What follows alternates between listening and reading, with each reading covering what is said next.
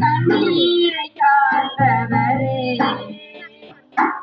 சுகம் தருபவரே